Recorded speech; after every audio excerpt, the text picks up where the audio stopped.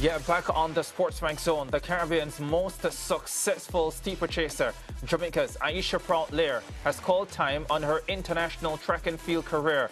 Praught-Leer, the 2018 Commonwealth Games 3,000-meter steeplechase champion, also reached the 2016 Rio Olympic final and the 2017 World Championship final. At the back end of her career, she focused on the 1,500 meters, where she won Pan American silver in 2019, a year after she reached the World Indoor Final in 2018.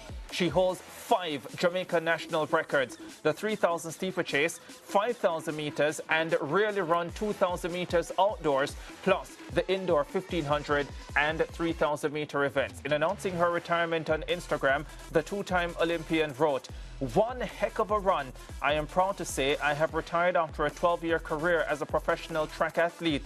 I surprised myself year after year, beginning as a scrappy small school racer and working myself into a momentary world beater. I couldn't have dreamt to build a career so rich in purpose and experience. This sport changed my life." Now, Praught-Leer was born in the United States in 2013. She completed a search for her birth father, Jamaican musician Joseph Blue Grant. That search ended in Berlin, Germany, and 2 years later, she was representing the black, green, and gold on the global stage. Aisha Praught-Leer joins us as we reflect on quite a remarkable journey. Aisha, it is such a pleasure to have you on the SportsMax Zone. It's been a few days since you put that message out on Instagram to say that this is it as far as international track and field is concerned. How do you reflect on what has quite honestly been a marvelous career? Thank you. Thank you for having me. A lot of people come up and say, should I say congratulations or I'm sorry? And for me, it's all congratulations. I feel just an immense amount of pride in myself and what I've been able to accomplish with a great team behind me. I'm honestly just feeling so great. 34 years old now. How difficult a decision was this at this time, if any at all? The decision for me was quite easy. The last few years had been really challenging. I underwent a very massive knee surgery in 2021 before the Tokyo Games. And I said I'd give myself one more Olympic cycle to try it out and to come back as strong as I possibly could. It took a ton of work to just stand on a starting line, let alone run any decent races. So I fought really, really hard, and I gave myself an end goal of 2024, whether I made the Olympic team or not. That was going to be my time to bow out. And I can honestly look back and say I did everything I could to prepare myself to the best of my ability. And because of that, I can look back with no regrets. You know, your story is remarkable. Your journey is remarkable. I remember the first time I heard about Aisha Prout at the time. The Leer wasn't added yet. 2015, when the story started going around that you wanted to represent Jamaica, and it was likely that you would represent the black, green, and gold. And then the story of your search as well for your birth father and how that all panned out. Know that, well, at least the international career is over. How do you reflect on all of that and that amazing journey? This entire journey has made me a better person and a more full person, not just in the realm of running, just in the realm of who I am and how I feel, just walking around as myself. And from the moment that I connected with my father and decided to run for Jamaica, I just felt an overwhelming sense of acceptance and belonging that wasn't totally present to me before. So it was really the final piece of the puzzle of who I am and who I can become that got put into place. And I've never looked back, and it's just made my life so much fuller, having both my Jamaican families and my American families, mesh together. I like to tell people that everything is great in our homes. My birth father, the father who raised me, and my mom all stayed together in one home under one roof during the Rio Olympics. It's been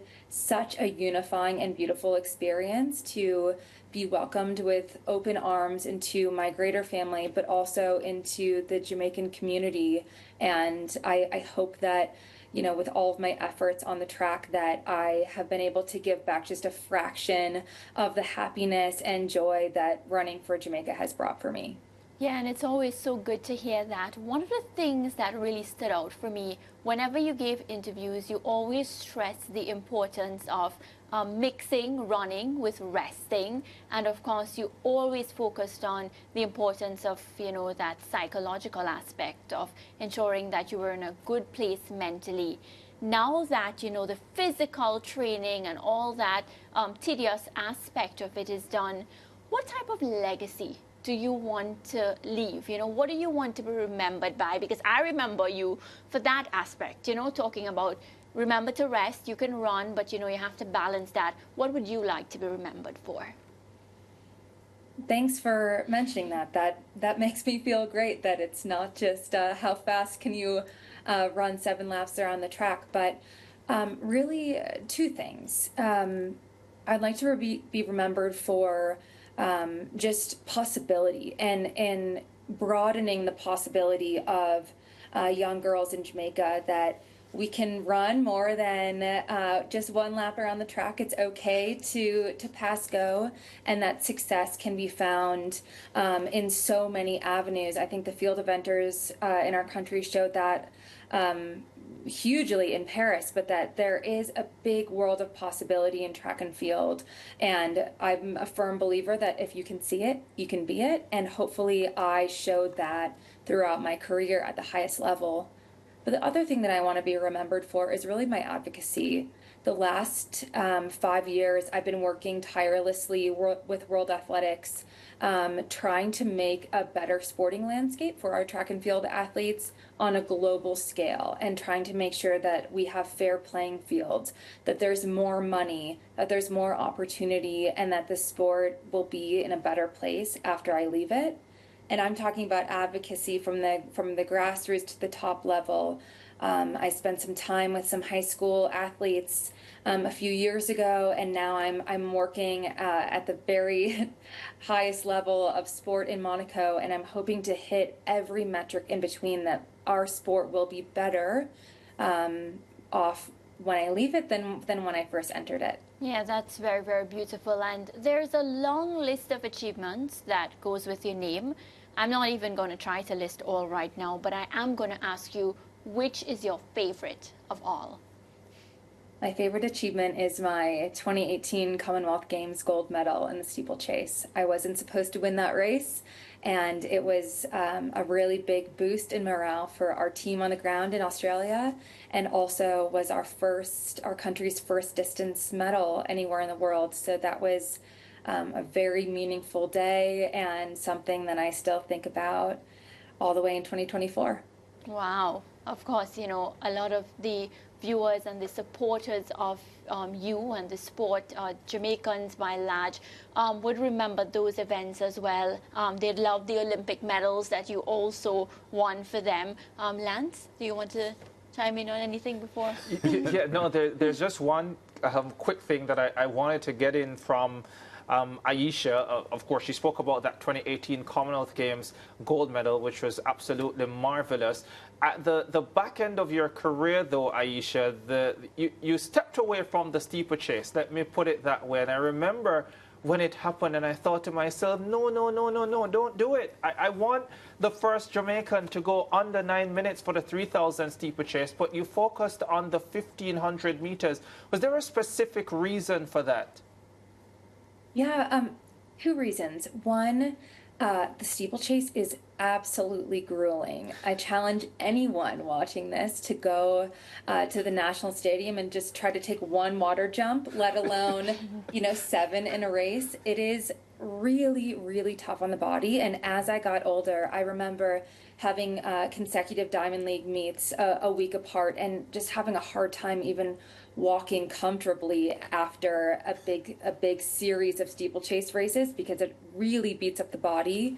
And then another thought was that whenever I would race 15s, I would love it, and I would always surprise myself that, hey, I'm kind of beating some 1500-meter specialists. So I thought, why not, while I'm still young and healthy, just explore how many of those 1500-meter runners I could beat. So it was a fun challenge for me. History maker Aisha Praught-Leer, we want to say thank you very much for giving 9 amazing years to the land of wood and water of your 12-year professional career. We will never forget the Gold Coast. We will never forget 2018. We will never forget that 3,000 steeplechase victory. As you rightly pointed out, you were not supposed to have won that race, but you did. And in the land of wood and water, that is all that matters. Thank you very much, Aisha Praught-Leer. Take care. Thank you. All right, let's go to break. We'll be back.